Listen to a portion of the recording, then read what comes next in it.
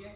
अब जो next topic है, नेक्स्ट टॉपिक क्या है हमारा, इंटरेस्ट ऑन डिबेंचर्स। देखो सबसे मेन टॉपिक जो था वो था इशू एंड रिडम्पशन, और एक था issue of debentures as a collateral secure. ठीक है, ये दो क्वेश्चन तो इंपॉर्टेंट है ही है। तीसरा सबसे important question, interest on debentures and writing of discount और लॉस ऑन डिबेंचर्स। तो दो टॉपिक है हमारे पास। सबसे पहले टॉपिक करेंगे इंटरेस्ट ऑन डिबेंचर्स, कि जो हमारा इंटरेस्ट ऑन डिबेंचर्स है उसको देखो कैलकुलेट कैसे करते हैं। कि आपने ध्यान दिया होगा कि जब से हमने चैप्टर स्टार्ट किया, चैप्टर में क्या है, डिबेंचर्स का एक परसेंटेज बोला जा रहा है। जब भी हम डिबेंचर्स का नाम लिखते हैं तो क्या लिखते हैं, डैश परसेंटेज डिबेंचर्स। मान लो 5000 10% डिबेंचर्स ऑफ 100 ईच। आपको क्वेश्चन में सिर्फ इतना देगा, वो बोलेगा pass the necessary entry of interest on debentures. तो आप जो बच्चा नहीं पढ़ता वो सोचता रह जाएगा इंटरेस्ट निकलेगा कैसे। तो उसने इंटरेस्ट रेट रिटर्न दिया हुआ है। इंटरेस्ट रेट क्या होगा हमारा, 10%। ठीक है, कितना होगा, 10%। सबसे पहले आप टोटल अमाउंट ऑफ डिबेंचर्स निकालोगे, रिडम्पशन अमाउंट निकालोगे। रिडम्पशन अमाउंट कैसे निकलेगी, 5 डिबेंचर्स है, 100 रुपए का एक, कितना हो गया, 5 लाख। 5 लाख के टोटल डिबेंचर्स हो गए। उसके बाद आप इसका क्या निकालोगे, इंटरेस्ट ऑन डिबेंचर्स निकालोगे। इंटरेस्ट ऑन डिबेंचर्स कितना रेट गिवन है, 10%। तो मल्टीप्लाई बाय 10/100 कितना आ गया, 50 लाख। कि उसको इंटरेस्ट ऑन डिबेंचर्स कितना मिलेगा, 50,000 रुपया पर ईयर मिलेगा।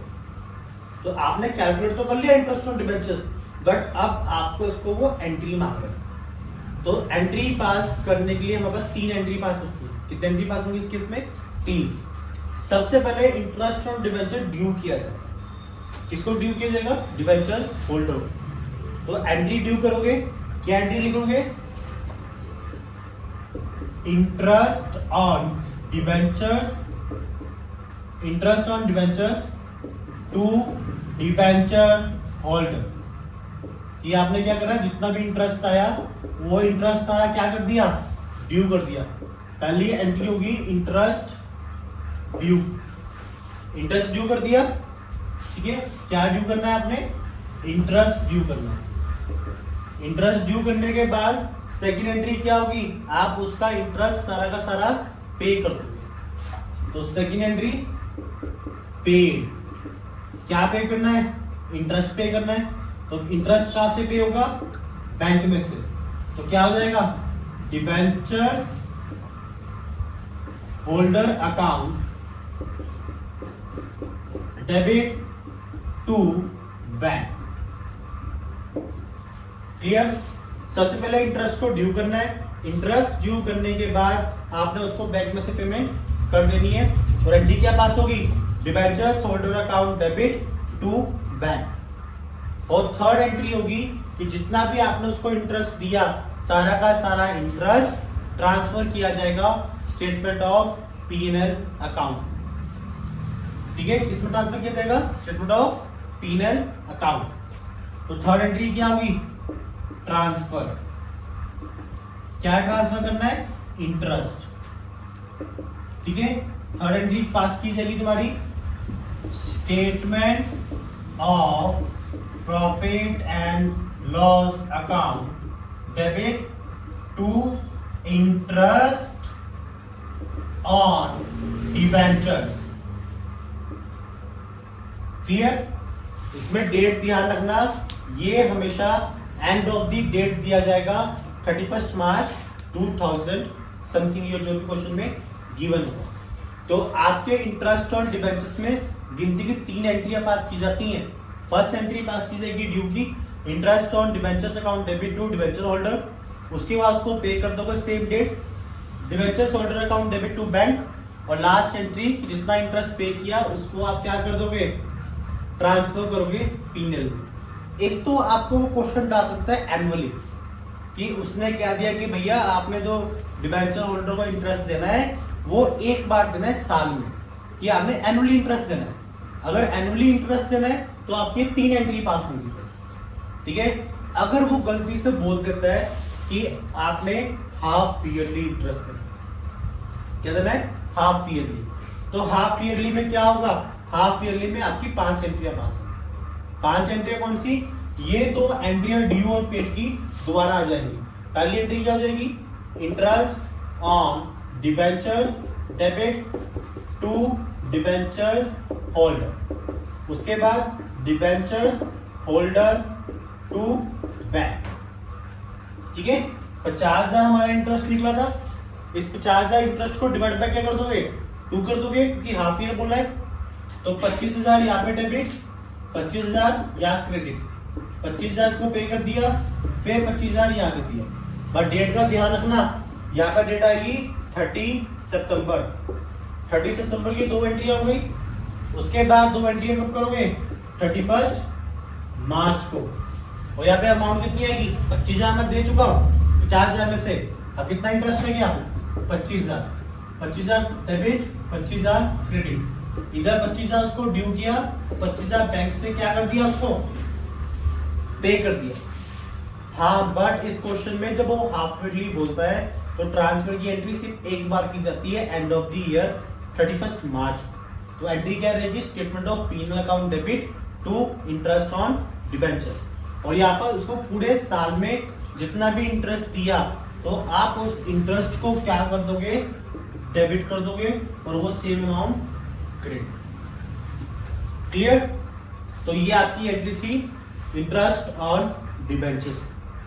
ये क्वेश्चन आपको 3 नंबर में आता है, वो बोलता है चार्ज या pass the general entry of interest on debentures, और साथ में वो जो ऐड करेगा, वो ऐड करेगा second topic, writing of discount और लॉस होना डिबेंचर्स। सेकंड जो केस वो ऐड करना उसमें क्वेश्चन में, वो क्या है हमारे पास,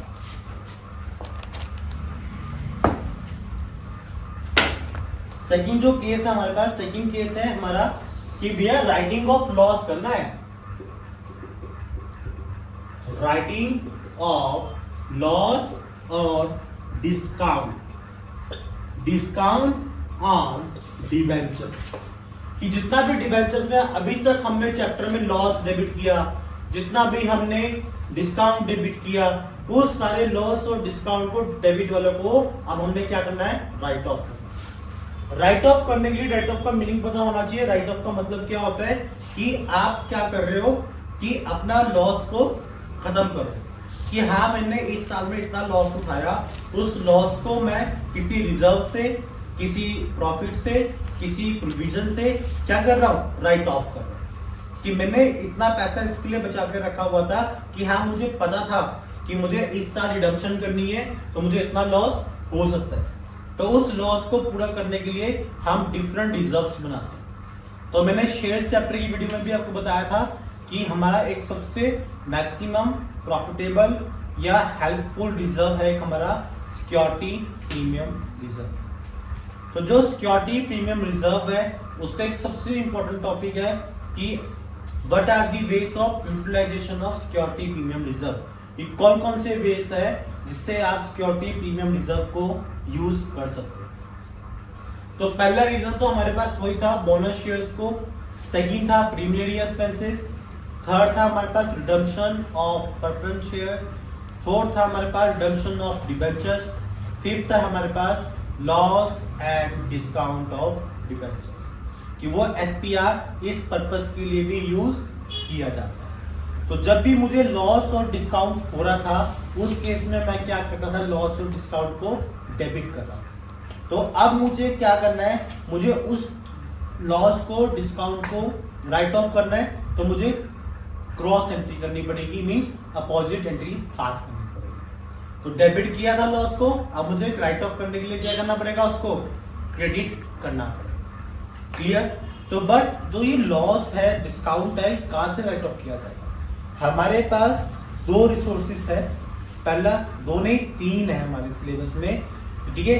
कई बुक्स में तीसरे का नाम गिवन नहीं होगा, but according to companies act, ठीक है, 2013, उसके अकॉर्डिंग हमारे पास 3 मेथड्स हैं कि हम 3 मेथड से अपना लॉस और डिस्काउंट राइट ऑफ कर सकते हैं। सबसे पहला जो यूजफुल रिसोर्स है हमारे पास, वो है हमारे पास SPR, security premium reserve account debit. जितना भी सिक्योरिटी प्रीमियम रिजर्व में से निकाल सकता हूं मैं लॉस का रिजर्व, वहां से निकाल। उसके बाद जब ये रिजर्व खत्म हो जाए, तब मेरा लॉस फिर भी बचा हुआ है, तो वहां से मैं कहां से निकालूंगा? Capital reserve. सेकंड सोर्स क्या है मेरे पास? Capital reserve account debit. ठीक है, सारा का सारा SPR मैंने यूज कर लिया, सारा का सारा कैपिटल रिजर्व यूज कर लिया, बट फिर भी मेरा लॉस खत्म नहीं हुआ। पर राइट ऑफ तो मुझे करना है, क्योंकि मैं इस साल का लॉस अगले साल कैरी फॉरवर्ड नहीं कर सकता। तो उस केस के लिए लास्ट ऑप्शन क्या बचता है कि जितना भी लॉस आपका राइट ऑफ होने से रह गया, वो सारा का सारा लॉस कहाँ डाल दोगे? Statement of profit and loss account में। तो एंट्री क्या हो जाएगी? Statement of profit and loss account debit. और क्रेडिट क्या हो जाएगा? भैया लॉस को राइट ऑफ कर रहे हो, तो क्रेडिट क्या हो जाएगा? टू लॉस या डिस्काउंट ऑन डिबेंचर्स।